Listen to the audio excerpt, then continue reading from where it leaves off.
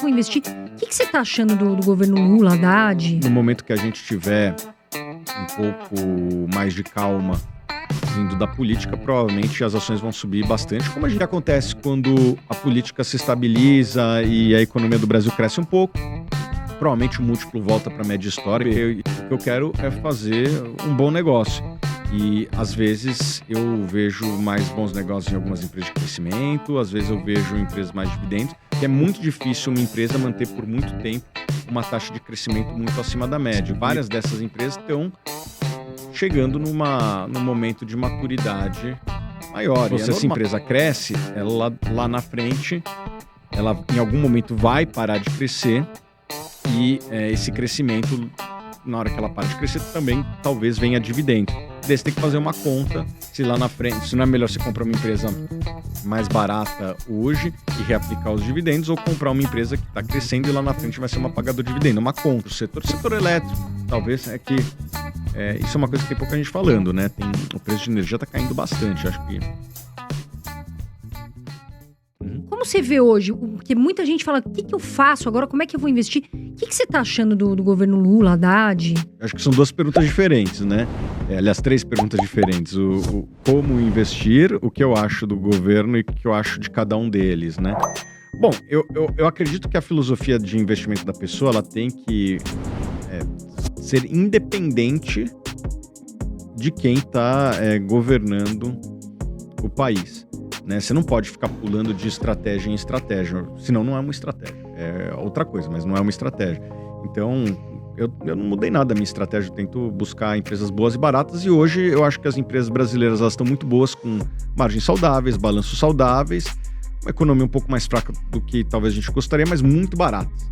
Né? E eu acho que no momento que a gente tiver um pouco mais de calma vindo da política, provavelmente as ações vão subir bastante, como a gente já viu isso no passado. Eu acho que é um momento muito parecido com 2015, 2016, em que você tem uma economia frágil, fraca, talvez não tão fraca quanto no passado, com certeza não tão fraca quanto no passado, só que essas coisas não duram para sempre. E os múltiplos das empresas brasileiras, em alguns casos, são até mais baratos que daquela época. O que acontece quando a política se estabiliza e a economia do Brasil cresce um pouco? Provavelmente o múltiplo volta para a média histórica e vocês vão ver muitas ações fazendo 2, 3 vezes capital. Na hora que isso acontecer, quando isso vai acontecer, eu não sei. Pode ser que aconteça esse ano, pode ser que aconteça daqui a 4 anos, mas isso invariavelmente acontece. As coisas retornam para a média e o ambiente político, na média, ele deveria ser estável, coisa que a gente não vê hoje. Respondendo a sua pergunta, o que eu acho do governo, né? Assim, acho que até tem que separar um pouco a figura do Haddad e do Lula aqui. Eu vejo o Haddad como uma pessoa de diálogo, uma pessoa que tenta fazer uma ponte entre uma ala um pouco mais radical da esquerda e valores que eu julgo importantes, como responsabilidade fiscal, controle de inflação, crescimento econômico, né, um desemprego em baixo, enfim, uma economia ativa. E muitas vezes essas duas turmas não se conversam e ele tenta chegar no meio do caminho. Né, a gente estava até conversando antes, né? Assim, o governo ele está pagando uma conta hoje que é consequência daquela PEC, né? A chamada PEC da transição, que foi até um nome bonito para uma conta muito alta, de aproximadamente 150 bilhões com B de reais. Naquela época, eu até falei que eu acho pouco salutar para o debate da sociedade você segregar benefício de custo. Por quê? Quem não quer benefício? Quem não quer, investimento público e tal? Dinheiro é difícil recusar. Só que tem uma conta. E naquele momento houve uma segregação. Vamos primeiro falar de benefício? Né? E beleza, foi aprovado no Senado e depois na Câmara, né? Uma PEC que tem esse custo. E depois a gente vê como é que a gente paga. E qual que é o problema disso? Agora que eles estão indo atrás de quem vai pagar, tá muito mais difícil, porque você vira e fala, vou tributar a Shein, ou as empresas chinesas que Shopee, né? Que operam no Brasil. Bom, o consumidor faz um barulho muito grande e daí tem que voltar atrás. Vou tributar a gasolina, né? Daí o consumidor faz um barulho gigante, daí volta. Daí não, vai ser só em março. Depois você vou começar a fazer metade aqui, metade depois. Só que nisso você já deixou de arrecadar durante um tempo. Vou agora tributar offshore, né? Tipo, essas coisas, elas têm um desgaste muito grande. Vem setores que vão se opor depois e às vezes você nem consegue aprovar o que você queria e agora tem essa conta aqui. Então, eu acho que teria sido muito melhor, inclusive para o governo, se eles tivessem explicado benefício e custo junto. Né? Na hora que você vai comprar um carro, o cara vai lá e fala, tem airbag, tem teto solar. Tem direção hidráulica, não sei o quê. E o preço é esse, né? Na hora que você tira, o preço a gente vê depois e tal. O consumidor, ele sabe que as coisas têm um preço. O problema é que muitas vezes o eleitor não tem essa visão de que as coisas têm um custo. E daí, na hora que você empurra para depois, fica difícil de você, inclusive, aprovar a conta, como está tendo dificuldades agora para se aprovar isso daqui.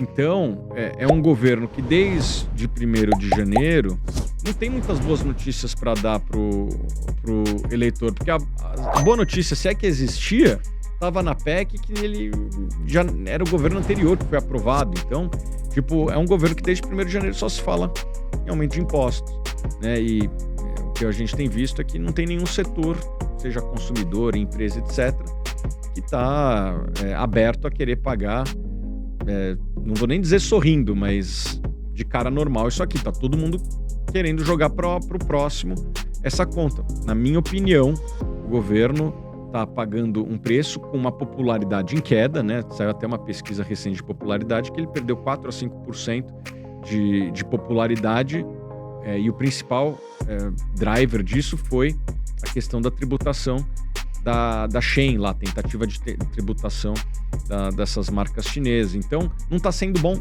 nem para o governo essa separação de benefício e custo. E eu acho que eles vão continuar pagando um preço com popularidade.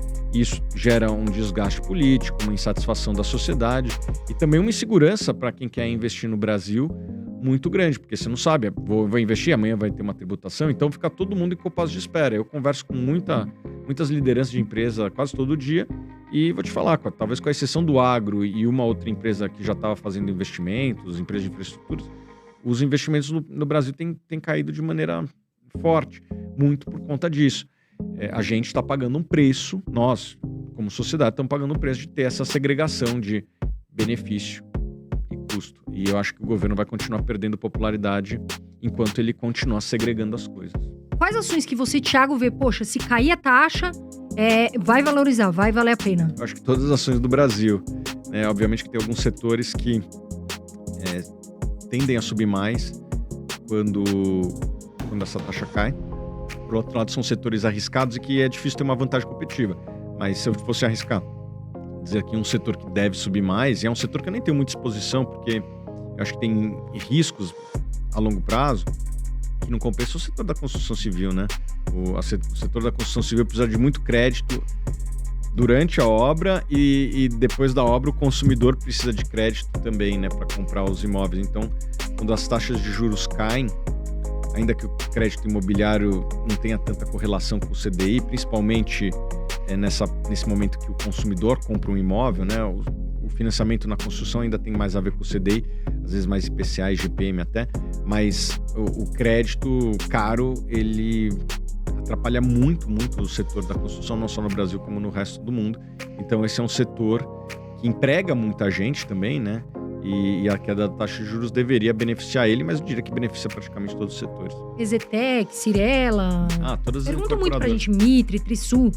Se você pudesse falar duas que você acha que vão valorizar da construção civil, que você gosta do eu gosto da Exetec que você citou, né? É uma empresa que tem um balanço forte, que eu acho que é muito importante para um setor cíclico como esse ter uma retaguarda de caixa para passar pelos momentos mais difíceis.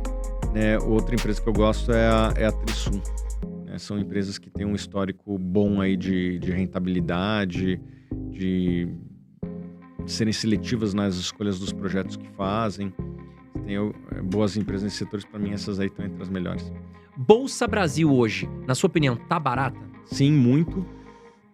Os múltiplos, qualquer um que você olhar, estão bem abaixo da média histórica do Brasil, né? Preço, valor patrimonial, preço, lucro, enterprise value, EBITDA, dividend yield, estão nos menores patamares aí dos últimos anos, dos últimos muitos anos, né?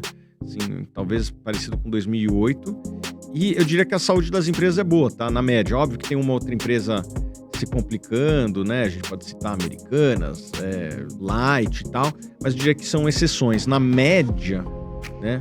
Principalmente as grandes empresas brasileiras, Petrobras, Vale, Ambev, os grandes bancos brasileiros, eles estão muito capitalizados, eles estão prontos aí pro que der e vier.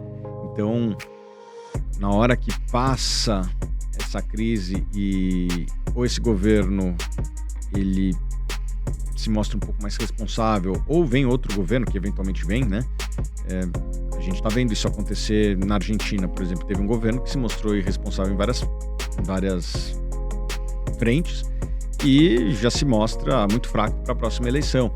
Então, esse é um mecanismo também que a democracia moderna ela permite, né? Se a irresponsabilidade existe, tem uma conta muito alta para a sociedade ela se organiza e escolhe outras lideranças. Isso aqui pode acontecer a cada 4 anos no Brasil e pode ser que na hora que isso acontecer, o múltiplo das empresas volte para um patamar que a gente já viu em outros governos recentes.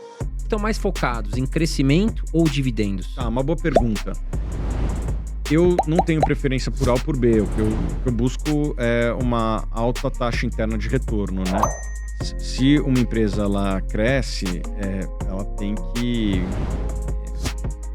ter algum fluxo futuro que na hora que você traga valor presente é um bom negócio. Eu já comprei empresas que estão pagando muitos dividendos, como é o caso da Petrobras. Não vai ser tão grande quanto no passado, mas ainda vai ser um dos maiores dividendidos do mundo. E eu também compro empresas que não necessariamente pagam dividendos, como o Google, Berkshire Hathaway. Então eu não tenho preferência por A ou por B. O que eu quero é fazer um bom negócio. E, às vezes, eu vejo mais bons negócios em algumas empresas de crescimento, às vezes eu vejo empresas mais dividendos. O que tem acontecido, André, nos últimos trimestres, é que tem cada vez menos empresas que crescem, né? Você vê mesmo o resultado dessas empresas que historicamente cresciam bastante, né? E eu acho que eu fui um dos primeiros caras que falei no Brasil de Google, Facebook. Mesmo essas empresas têm apresentado taxas de crescimento muito menores. Empresas como Pepsi têm crescido mais do que essas empresas no último trimestre.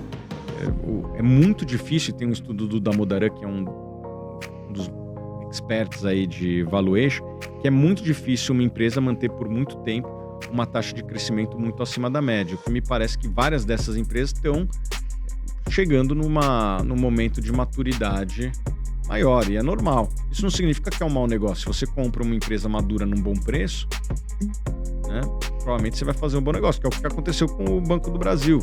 O Banco do Brasil, apesar de que o Banco do Brasil ter crescido bem a carteira de crédito agro, mas a própria Petrobras não tem ampliado tanto a produção, e foi uma empresa que valorizou 70% ano passado. Por quê? Porque ela estava muito barata. Então é um trade-off que você tem que estar sempre avaliando, né? Se essa empresa cresce, ela lá na frente, ela em algum momento vai parar de crescer, e esse crescimento, na hora que ela para de crescer, também talvez venha dividendo. E daí você tem que fazer uma conta, se lá na frente, se não é melhor você comprar uma empresa mais barata hoje e reaplicar os dividendos, ou comprar uma empresa que está crescendo e lá na frente vai ser uma pagadora de dividendo, uma conta. Hoje, nesse momento, tem cada vez menos empresas de crescimento e tem muita empresa pagando dividendos de yields interessantes. Eu, hoje, nesse momento, estou preferindo empresas de dividendos, mas se você estivesse me perguntando 5 anos atrás, quando deu uma fundada lá no SP500, na Nasdaq, se não me engano, no final de 2018 para 2019, poxa, eu estava comprando só empresa de crescimento porque estava muito barato. Então, tem momentos. Hoje, eu acho que o vento está soprando mais para empresas de dividendos. E hoje vocês estão comprando quais ações? Vocês estão falando, aqui a gente vai botar bastante dinheiro. A gente tem as ações que a gente indica na Suno, são várias, né? Algumas a gente até citou aqui, né? Banco do Brasil, Petrobras. Mas tem várias empresas aí, eu gosto do agronegócio brasileiro, acho que tem algumas empresas interessantes. Você tem muita empresa interessante em várias frentes. Acho que essa queda recente da Vale começa a tornar o papel interessante para o investidor de longo prazo. É uma empresa que vai continuar crescendo. Eu acho que tem uma coisa na Vale que tem pouca gente olhando, que essa questão de você ter uma mineração mais sustentável, e a Vale ela tem um minério de ferro mais puro e que eu acho que vai valer cada vez mais, né? O spread de qualidade ele tende a aumentar ao longo do tempo conforme as siderúrgicas têm que se tornar mais eficientes. Então, essas são algumas das empresas, mas são várias, né? Eu acho que todo mundo deveria ter um portfólio e dentro do nosso portfólio tem algumas dessas empresas que eu citei. Thiago, você citou algumas Big Techs aqui, né? Que eu já te acompanhava também no YouTube e eu via que você falava bastante há uns anos atrás. Você acha que essas Big Techs chegaram num preço que virou uma bolha? Você ainda acha que é um bom negócio? No caso das Big Techs, eu acho que teve uma bolha enorme, não nelas especificamente, tanto é que várias delas estão se recuperando das quedas que tiveram, né? Microsoft, Apple está próximo da máxima, Google está recuperando, o Facebook teve uma recuperação incrível, a própria Microsoft está indo bem. Não são empresas que passaram por uma bolha, teve um excesso, mas não diria bolha. Aonde teve bolha, na minha opinião, no setor de tecnologia, eram empresas menores que essas, bem menores que essas, né? Que não geravam caixa, mas que tinham muito crescimento, que era financiado por emissões sucessivas de capital e que não tinham necessariamente modelos de negócios sustentáveis, não tinham margens, essas coisas, né? Não tinham um que a gente chama de unit economics, né? Não parava de pé em termos econômicos. E daí essas empresas aí, várias delas, né? Não vou citar nomes aqui, mas para citar um nome, né? Tem um fundo específico que só investia nessas empresas, né? Aquele ARK, ARKK, né? Não sei se consegue botar na tela ali, mas esse ETF ele investia basicamente em empresas com esse perfil, e essas empresas de fato caíram bastante e mesmo após essa queda não me geram muito interesse. Particularmente, não gosto muito de investir em algumas empresas, vamos dizer assim, hypadas, né? E uma coisa que o Elon Musk tem de fato, ele tem uma legião de fãs, né? Isso, ele tem esse mérito de ter construído essa base de fãs.